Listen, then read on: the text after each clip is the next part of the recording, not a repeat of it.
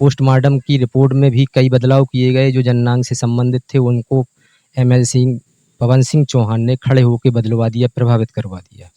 जैसे स्लाइड काट दी, जबकि उसके में क्या नाम से गर्भाशय के आसपास 2.5 लीटर जमा हुआ खून पाया गया। इसके बावजूद भी स्लाइड काट दी गई। नाखूनों के डीएनए नहीं लिए गए और बाल का डीएनए चेक के लिए नहीं लिया गया, स्लाइड भी काट दी गई। इस तरीके से कई खामियां की गई पोस्टमार्टम रिपोर्ट में। पोस्टमार्टम रिपोर्ट में केवल आत्महत्या की तरफ को केस मोड़ने की नीयत से बनाया गया है, बाकी सब हटा दिया गया। तो जब पुलिस ने हमारी नहीं सुनी तो हम सीपी साहब से मिले, डीजीपी साहब से मिले, लिखित प्रार्थना पत्र दिए और इधर भी हमें नहीं न्याय मिला तो हमने 13 फरवरी को पीएम महोदय को, मुख्यमंत्री महोदय को, राज्यपाल महोदय को, बाल आयोग को, महिला आयोग को, डिप्टी सीएम को, सबको प्रार्थना पत्र लिख करके सीबीआई जांच की मांग की कि पुलिस से हमें न्याय नहीं मिलेगा।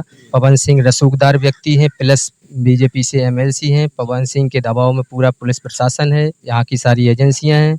मुझे न्याय केवल सीबीआई दे सकती है। न्याय मिलना चाहिए मेरी बेटी को। हत्यारों को अंदर करिए, रेपिडों को अंदर करिए। जनता दरबार की रिसिप्ट है। जनता दरबार में जाकर के मैंने एक बार नहीं 3-3, 4-4 बार प्रयास किया योगी आदित्यनाथ के पास जाने का डिमांड की, तो लोगों ने वहाँ पे एप्लीकेशन ले लिया और आश्वासन दिया कि मतलब हम आपकी सीबीआई जांच कराएंगे, न्याय दिलाएंगे, लेकिन ना अभी तक सीबीआई जांच हुई। जब मैंने पत्र लिखा, पत्रों पे कुछ जवाब नहीं आया, तब मैं जनता दरबार में गया, डिप्टी सीएम केशव प्रसाद मौर्य के पास भी गया। तो ये 70 फुट ऊंचाई से गिरी हुई बेटी को बता रहे हैं। आप सभी लोग देख लीजिए, चाहे वो पढ़ा व्यक्ति हो चाहे अनपढ़ व्यक्ति हो, कि 70 फुट ऊंचाई से गिरने पे शव की क्या स्थिति होगी। नीचे 8 सीसी जमीन थी, 5 मंजिल से बेटी कूदेगी, गिरेगी तो शव के छितड़े छितड़े उड़ जाने चाहिए। सभी लोग देख लें, चाहे वो जनता का आदमी हो, चाहे प्रशासन का हो, चाहे शासन का हो, वो चाहे पढ़ा लिखा हो, चाहे बगैर पढ़ा लिखा हो, सभी लोग इसके दर्शन जरूर करें। मेरा हाथ जोड़ के अनुरोध है। तो ये देखें कि ये 70 फीट ऊंचाई का गिरा हुआ शव है। साधारण ही रूप से गया था, उन्होंने नहीं मिलने दिया। अब मैं धरने पे बैठा हूँ और जब तक बैठा रहूंगा, जब तक हमें नहीं न्याय मिल जाएगा, औलाद ही हमारी चली गई कि तो मेरा जीवन जीने का कोई मतलब नहीं है, कोई मकसद नहीं है। रह गई बात कोर्ट की जाने की, तो कोर्ट हम इस तरीके से, अगर सीएम साहब न सुने, कोई न सुने, तो पहले नंबर कोर्ट क्यों चले जाएं? क्या मैं इस देश राज्य का नागरिक नहीं हूँ? मेरा अधिकार नहीं है जांच कराना? मुझे न्याय मिलने का अधिकार नहीं है? जब ये सब नहीं होगा, हम अपनी राज्य सरकार से अपील नहीं कर सकते हैं? क्या राज्य सरकार बेटियों को बेटी बचाओ बेटी पढ़ाओ का यही उनका नारा है? यही उनका उद्देश्य है? यही उनका लक्ष्य है? बेटियों के साथ ऐसी बलात्कार होकर के उनका मर्डर करवा दिया जाए और फिर पीड़ित बाप या पिता या कोई भी गार्जियंस केवल कोर्ट के चक्कर लगाएं? शासन प्रशासन इसीलिए है, इसीलिए हमारे नए भारत की ये तस्वीर है, डिजिटल इंडिया यही है। नमस्कार, मैं अनुज कुमार, आप देख रहे हैं नेशनल चौपाल और इस वक्त हम मौजूद हैं लखनऊ के इको गार्डन धरना स्थल पर, जहां पर अलग अलग लोग जो बैठे हुए हैं अपनी मांगों को लेकर बैठे हुए हैं। जहां पर ये लोग बैठे हुए हैं अपनी अलग अलग तरीके की मांगों को लेकर बैठे हुए हैं। वहीं पर हमने एक दूर से एक व्यक्ति को अकेले न्याय की गुहार लगाते हुए बैठे हुए देखा है। उनके चेहरे से उनका मर्म और उनका प्रशासन से पीड़िता और जिस तरीके से उनके दुख और दर्द जो झलक रहा है, उसको लेकर हम सारी बातें करेंगे और जानने की कोशिश करेंगे कि उनका क्या मामला है। तो सबसे पहले उन्हीं से बात करके जो है हम सारी चीज़ों को जानते हैं। नमस्कार सर। जी, क्या आपका नाम है? मेरा नाम जसराम राठौर है। आप यहाँ पर क्यों बैठे हुए हैं? 20 जनवरी की रात को एसआर ग्लोबल स्कूल बेकीटे लखनऊ में हमारी बेटी हॉस्टल में रह के शिक्षा ग्रहण कर रही थी, जो कि कक्षा 8 की छात्रा थी। तो 20 जनवरी की रात को उसकी दुष्कर्म करके हत्या कर दी गई, जिसमें वार्डन, साधना और मोनिका ने किसी को उसको सौंपा और दुष्कर्म के चलते उसकी हत्या कर दी गई। और मुकदमा इस पे दर्ज हुआ बीकेटी लखनऊ में। पोस्टमार्टम हुआ, उसमें कई चोटें आई, कई जगह ऐसे पार्ट्स आए।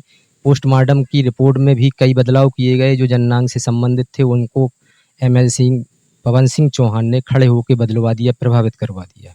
जैसे स्लाइड काट दी, जबकि उसके में क्या नाम से गर्भाशय के आसपास 2.5 लीटर जमा हुआ खून पाया गया। इसके बावजूद भी स्लाइड काट दी गई। नाखूनों के डीएनए नहीं लिए गए और बाल का डीएनए चेक के लिए नहीं लिया गया, स्लाइड भी काट दी गई। इस तरीके से कई खामियां की गई पोस्टमार्टम रिपोर्ट में।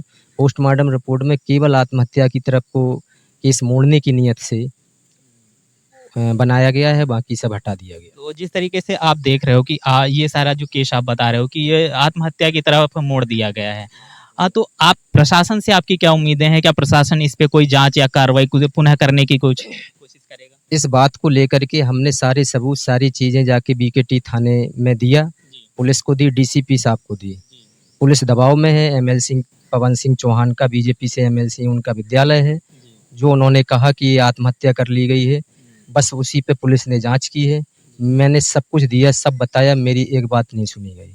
सर आप कोर्ट की तरफ आप क्यों नहीं रुख कर रहे हैं कि क्योंकि पुलिस अगर आप जिस तरीके से आप संलिप्तता बता रहे हो कि उनकी आपस में मिली भगत है, जिस तरीके से बड़े आरोप आप उनके ऊपर लगा रहे हो, तो आप कोर्ट की तरफ रुख करके कोर्ट के थ्रू भी तो आप न्याय की मांग कर सकते हैं, वहाँ क्यों नहीं जा रहे हैं आप? जब पुलिस ने हमारी नहीं सुनी तो हम सीपी साहब से मिले, डीजीपी साहब से मिले, लिखित प्रार्थना पत्र दिए, और इधर भी हमें नहीं न्याय मिला तो हमने 13 फरवरी को पीएम महोदय को, मुख्यमंत्री महोदय को, राज्यपाल महोदय को, बाल आयोग को, महिला आयोग को, डिप्टी सीएम को, सबको प्रार्थना पत्र लिख करके सीबीआई जांच की मांग की कि पुलिस से हमें न्याय नहीं मिलेगा। पवन सिंह रसूखदार व्यक्ति हैं, प्लस बीजेपी से एमएलसी हैं। पवन सिंह के दबाव में पूरा पुलिस प्रशासन है, यहाँ की सारी एजेंसियां हैं। मुझे न्याय केवल सीबीआई दे सकती है। न्याय मिलना चाहिए मेरी बेटी को। हत्यारों को अंदर करिए, रेपिडों को अंदर करिए। लेकिन अभी तक जब नहीं मिला, मैंने ये दोबारा पत्र लिखे सबको, स्मृति पत्र भी दिए, नहीं मेरे साथ कोई न्याय हुआ, तब जाके मजबूर होकर के मैं अपनी बेटी के न्याय के लिए और सीबीआई जांच की मांग को लेकर कुछ बिंदु हैं हमारे कि ये कमियां रही हैं, जो बिंदु मेरे सामने हैं। पुलिस ने पहले दिन से ही और आज दिन तक बेटी की जिस कमरे में हत्या हुई उस कमरे को सील नहीं किया, और उन लोगों ने हत्या किसी और जगह हुई कमरे में अंदर, और घटना स्थल बता दिया बगल में, बिल्डिंग के बगल में, हॉस्टल के बगल में डाल के, ताकि बचने के लिए उन्होंने गुमराह किया। तीसरी बात, बेटी बाहर पड़ी थी तो एक खून का पेंट लथपथ बेटी के अंदर कमरे में कैसे पहुंच गया, जिसकी फॉरेंसिक जांच हुई, जांच में ये बेटी का खून आया है, बेटी का पेंट आया है। तीसरी बात, इंस्टीट्यूट की 4 लड़कियों ने बयान दिया था कि मैंने गिरने की आवाज़ सुनी। वो लड़कियां भी बयान पलट गई, बाद में वो कहने लगी मोजे पहने थी, लड़का था। फिर वो मोजे कहाँ हैं, आज दिन तक पुलिस ने ना मोजे दिखा पाई ना कुछ दिखा पाई। हॉस्टल स्कूल में सीसीटीवी मैंने मांगे कि सीसीटीवी दिखा दीजिए, कहाँ मेरी बेटी गई, खाना खाने गई, कैसे गई, क्या हुआ, वो भी सब खत्म। बोले नहीं है मेरे पास। पोस्टमार्टम रिपोर्ट में गर्भाशय में खून आया, वो मैंने बताया ही है, तो फिर स्लाइड क्यों काट दी गई। प्रिया की राइटिंग में इन लोगों ने षड्यंत्र रचा कि एक सुसाइड नोट बना दें। वो भी जब राइटिंग मैच के लिए फॉरेंसिक गया तो उसमें राइटिंग मिसमैच होके आ गई। ये षड्यंत्र जिसने रचा वो 420 ही नहीं कर रहा है, चोर है। बिल्कुल, जिस तरीके से ये सर पुलिस प्रशासन पे भी बड़े गंभीर आरोप लगा रहे हैं, और जिसमें इनकी कम से कम 12 मांगे हैं जो इन्होंने लिखी हुई हैं। ये 12 मांगे जो इन्होंने लिखी, जिस पे इन्होंने बताया है तमाम तरीके की बातें कि पुलिस ने कमरा नहीं सील किया, और बेटी के जो कुछ कपड़े हैं जो खून से लथपथ उनके रूम में भी मिले हैं, जबकि जो हत्या या आत्महत्या या हत्या जो भी मामला है उसका जो स्थान है वो दूसरी जगह पाया गया। तो इस तरीके की इनकी 12 मांगे हैं जिन पर लेके सर, तो इस तरीके की जो आपने ये 12 मांगे रखी हैं, पर जिस तरीके से आपने उत्तर प्रदेश में देखा जाए, जो हमारे मुख्यमंत्री हैं वो लगातार जनता दरबार लगाते हैं, तो आपने कभी जनता दरबार में जाने का कोशिश की कभी? बिल्कुल बिल्कुल, जनता दरबार की मेरे पास रिसिप्ट है, वो मैं आपको दिखा रहा हूँ। जनता दरबार की रिसिप्ट है। जनता दरबार में जाकर के मैंने एक बार नहीं 3-3 4-4 बार प्रयास किया योगी आदित्यनाथ के पास जाने का डिमांड की, तो लोगों ने वहाँ पे एप्लीकेशन ले लिया और आश्वासन दिया कि मतलब हम आपकी सीबीआई जांच कराएंगे, न्याय दिलाएंगे, लेकिन ना अभी तक सीबीआई जांच हुई। जब मैंने पत्र लिखा, पत्रों पे कुछ जवाब नहीं आया, तब मैं जनता दरबार में गया। डिप्टी सीएम केशव प्रसाद मौर्य के पास भी गया, 3 बार गया। तीनों बार के मेरे पास कागज हैं, ये सामने हैं। तो यहाँ इसके बाद भी जब कुछ नहीं हुआ तो मजबूरी में, और फिर इसके बाद पुलिस ने एफआईआर लगा दी। एफआईआर लगा दी, वो एफआईआर में कोई सबूत पेश नहीं कर पाए कि बेटी ने आत्महत्या क्यों की। जब मैंने पूछा भी कि आत्महत्या क्यों की, तो बता दिया कि केवल 5वीं मंजिल का गेट जो होता है वो 9 बजे रात तक खुला रहता है, और 8:30 बजे की ये हत्या है, मतलब वो है घटना, तो वो 8:30 बजे कूद गई। क्यों कूद गई, कोई कारण पता नहीं। हाँ, जिस तरीके से सर बता रहे हैं कि पुलिस प्रशासन गोल मोल करके इनको जो जवाब दे रहा है, कोई ठोस सबूत के साथ इनको जवाब नहीं दे रहा है, और जहां तक इन सर जो बोल रहे हैं कि हम सीएम के जो जनता दरबार होता है वहां पे भी गया, और तमाम तरीके का इन्होंने प्रकरण भी किया है कि जिस तरीके से इनको कहीं ना कहीं से न्याय की उम्मीद हो। तो सर अभी आपकी क्या उम्मीद है, क्या प्रशासन से आपको कोई न्याय की उम्मीद है? मैं श्रीमान अपने माननीय मुख्यमंत्री महोदय से यही उम्मीद लेकर के बैठा हूँ कि मुझे सीबीआई जांच प्रदान की जाए, जिससे ये रसूखदार व्यक्ति का किसी भी जांच को प्रभावित न कर सकें और मेरी बेटी को न्याय मिले और बलात्कारी और हत्यारों को जेल में तुरंत अंदर किया जाए। तो आप देख सकते हो कि एक पीड़ित व्यक्ति किस तरीके से यहाँ पर बैठा हुआ न्याय की गुहार को लेके बैठा, और आप देख सकते हो इतने जो धरना स्थल है, पूरे धरना स्थल में ये अकेले अपनी बेटी की न्याय की गुहार को लेके बैठे हुए हैं। बट प्रशासन कहीं न कहीं जो जिस तरीके के ये सबूत दिखा रहे हैं और जिस तरीके की मांगे दिखा रहे हैं, कहीं न कहीं प्रशासन पे भी बहुत बड़ा क्वेश्चन मार्क लगा रहे हैं, क्योंकि प्रशासन कहीं न कहीं जो है इनको गोल-गोल जवाब दे रहा है। यहाँ पे ये अपनी बेटी की जो कुछ तस्वीरें भी दिखा रहे हैं कि किस तरीके का जो प्रकरण हुआ उसको लेकर तमाम तरीके के सबूत भी हम लोगों को दिखा रहे हैं। तो ये कुछ तस्वीरें हैं जो ये सर दिखाना चाहते हैं। ये 70 फुट ऊंचाई से गिरी हुई बेटी को बता रहे हैं। आप सभी लोग देख लीजिए, चाहे वो पढ़ा व्यक्ति हो चाहे अनपढ़ व्यक्ति हो, कि 70 फुट ऊंचाई से गिरने पे शव की क्या स्थिति होगी। नीचे 8 सीसी जमीन थी, 5 मंजिल से बेटी कूदेगी, गिरेगी तो शव के छितड़े छितड़े उड़ जाने चाहिए। सभी लोग देख लें, चाहे वो जनता का आदमी हो, चाहे प्रशासन का हो, चाहे शासन का हो, वो चाहे पढ़ा लिखा हो चाहे बगैर पढ़ा लिखा हो, सभी लोग इसके दर्शन जरूर करें, मेरा हाथ जोड़ के अनुरोध है। तो ये देखें कि ये 70 फीट ऊंचाई का गिरा हुआ शव है, जबकि उस रात बारिश हो रही थी।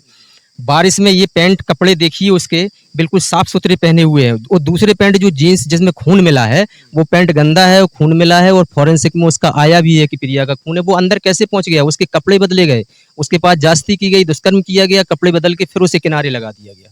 तो सर जहाँ पर देखा जा रहा है, जो सर बता रहे हैं कि उसकी जो कमरे से जो उसकी पैंट मिली है उस पे बारिश के कारण जो गंदगी लगी होगी, उस पे जो उसका ब्लड लगा, उसके बाद में जो तस्वीर में आपको जो नजर आ रहा है उसके कपड़े एकदम साफ सुथरे लगे नजर आ रहे हैं। और उस टाइम पे सर बता रहे हैं कि बारिश हुई थी, तो बारिश के कारण जिस तरीके से अगर सब ऊपर से गिरता है, कोई भी इंसान गिरता है, तो हाँ किसी ना किसी का उसके ऊपर देख लीजिए, इतनी ऊंचे 70 फुट की, अगर 70 इतनी ऊंचाई से गिरेगा तो किसी तरीके का आपको ब्लड का कोई भी सैंपल नजर नहीं आ रहा होगा, किसी भी तस्वीर में आपको नजर नहीं आ रहा। तो कहीं ना कहीं एक सवालिया निशान जो है वो पुलिस प्रशासन पे भी जाता है, और पुलिस प्रशासन को भी इस तरीके के, जिस तरीके सर, क्योंकि प्रशासन से आपने मांग कर ली और सीएम ऑफिस आप भी जाके मांग कर चुके हो, और पुलिस प्रशासन आपको गोल गोल घुमा रहा है, तो अभी आपकी उम्मीद किससे है कि कहां से आपको न्याय मिल सकता है?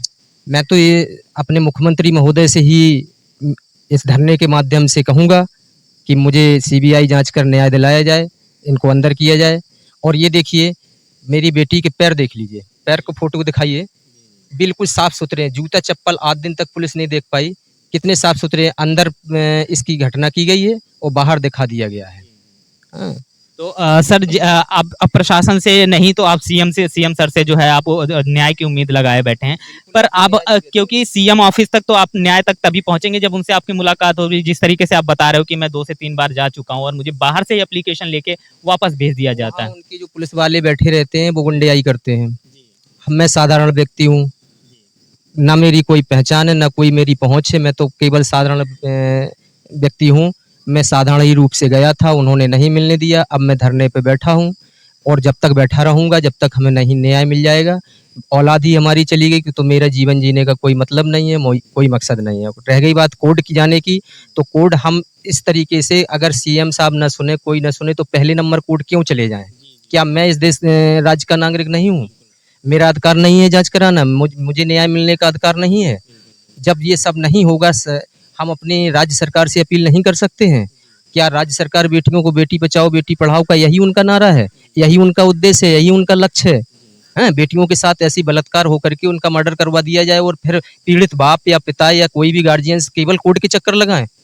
शासन प्रशासन इसीलिए है, इसीलिए हमारे नए भारत की ये तस्वीर है, डिजिटल इंडिया यही है। जिस तरीके सर आजादी का अमृत महोत्सव लेके इसकी बात की जा रही है, ये भी कहा जाता है कि योगी आदित्यनाथ जी और बीजेपी सरकार लड़कियों को बहुत देखती है, बहुत सुरक्षा है, बहुत हर जगह शाम सवेरे कहीं भी प्रशासन बहुत जिम्मेदारी निभाता है।